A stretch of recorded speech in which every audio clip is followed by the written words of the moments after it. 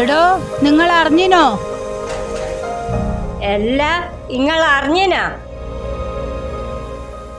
സിസ്റ്ററെ, നിങ്ങൾ അറിഞ്ഞിനോ?